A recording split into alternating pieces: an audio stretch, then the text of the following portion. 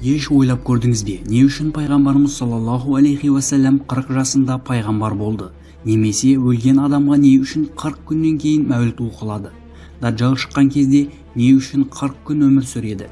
Иса пайғамбар не үшін 40 күн бойы бір аралда жалғыз болды? Муса пайғамбар да 40 күнге Сина тауында жалғыз болған еді. Енді бұл бейнені көрген барлық адам 40 жасқа толған кезіңізде сізге бірдеңелер болатынын білген бе едіңіз?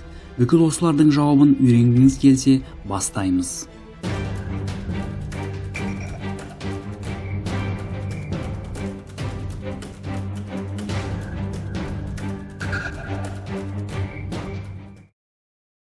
Қырық жасқа келген кезде бізге не болады деп ойлап тұрған боларсыз. 40 жастың құпиясы туралы қасиетті кітабымыз Құранда да айтылады.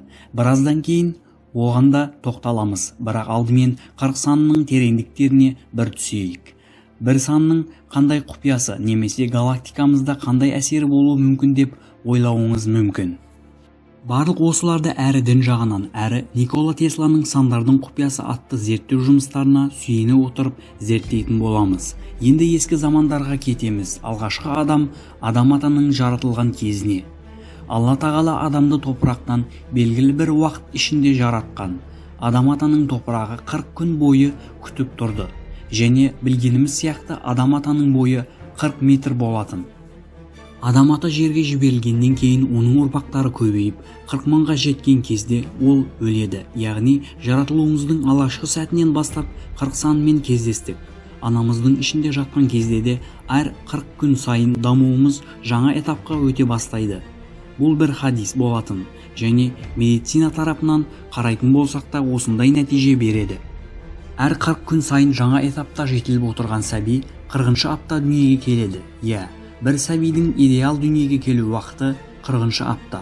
Бала дүниеге келгеннен кейін ананың денсаулығы өз қалпына оралу уақыты 40 күн. Бала дүниеге келгеннен кейін алғашқы 40 күн ана үшін де, бала үшін де өте маңызды кезең болып табылады. 40 шықты деген сөз бар салт дәстүрімізде. Бұл сөз діни мағынада болып естілсе де олай емес. Бұл салт дәстүрге байланысты бір сөз. Тақырыбымызға оралатын болсақ, 40 саны біз әлі сәби болған кезімізден бастап өмірімізге кірген болады. 40 санының қандай мистикалық мағынасы болуы мүмкін?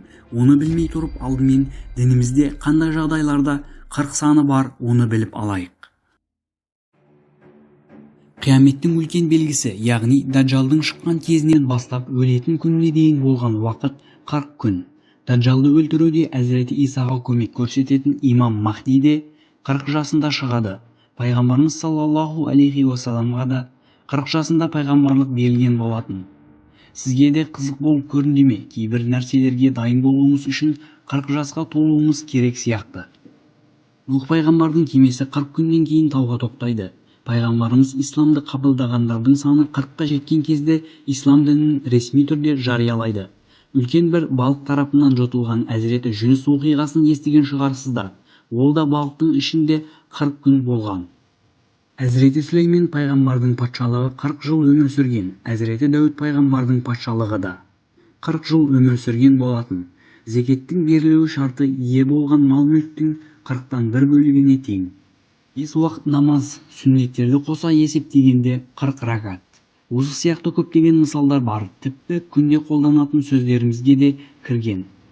Мысалға, 40 рет айттым ғой дейміз. Бұл кісіге 3-4 рет айтқан болсақ та 40 рет айттым ғой деп айтамыз.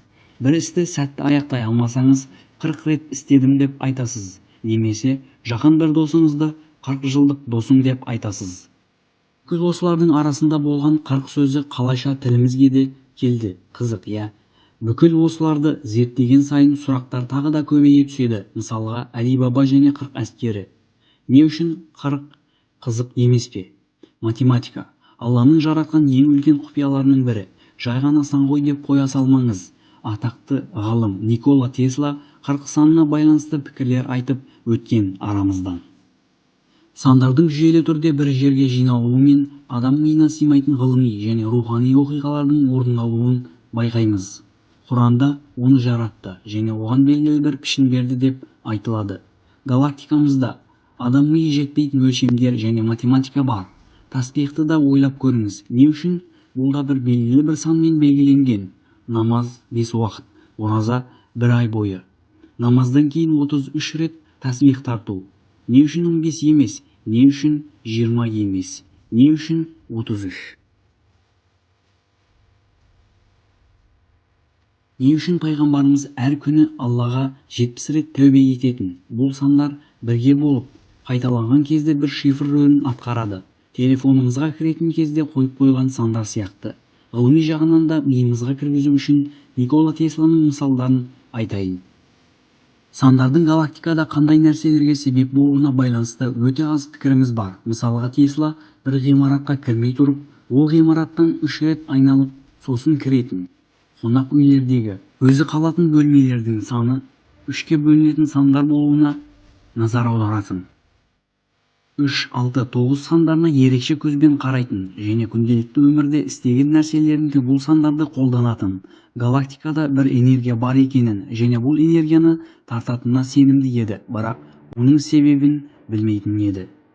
1940 жылы Такома көпірінің кішкене жерге қатты қимылдауы бұл пікірінің тағы да күшейе түсуіне себеп болды.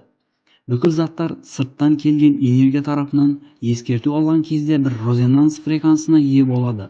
Дәл сол фреквенспен сырттан келген бір заттың энергиясы көбейтілетін болса, әрбір энергия бөлшектерге бөлініп кетуі мүмкін. Осы заңмен Тесла бір жер сілкінісі істей алатын машина жасауға тырысты. Құлаған көпір резонанс фреквенсы жасады және ойнай бастады. Фреквенс көбейген сайын көпір құлады. Осы себепті Теслада сандардың қайталануы кейбір нәтижелерге алып келетініне сенетін.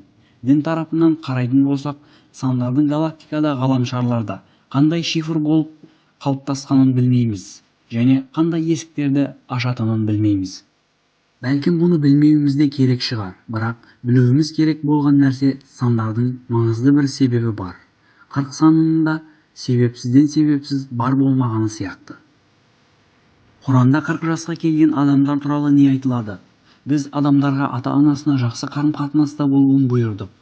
Анасы оны көптеген қиыншылықтармен қарнында тасиды және қаншама қиыншылықпен дүниеге алып келеді. Баланың анасының ішінде болу және сүттен кесілуі 30 ай уақыт алады. Адам 40 жасқа келгенше «Ей Раббым» дейді. Маған жақсы істер жасауды, дінге жақын жақсы әулет нәсіп ет дейді. Осы аяттан түсінетініміз, бір адам 40 жасқа келгенде рухани жағынан жетіліп бітеді. Көп нәрседе ақылы тоқтап, ата-анасының қадірін біліп, балаларының алдындағы жасау керек екен нәрселерін жақсы біледі. 40 жас адамның рухани тарапынан толық жетілген жасы. Пайғамбарымыздан бөлек тағы көптеген пайғамбарда 40 жасқа келген кезінде пайғамбар болған. Бұндар адамдар өздерін және нәпсілерін тәрбиелеу үшін 40 күн бойы қараңғы бір бөлмеде ғибадат жасап өтеді. Құран кітабымызда Әзіреті Мұса пайғамбарға 40 күн бойы ғибадат жасайтын болса, оған кітап берілетіні туралы айтылады. Сандар және математика Алланың жаратқан бір құпияларының бірі. Қанша уақыт сөйлессек те уақыт жетпейді. Сол себепті сізде бұл санның құпиясына байланысты білетіндеріңіз болса, бізбен бөлісе аласыз.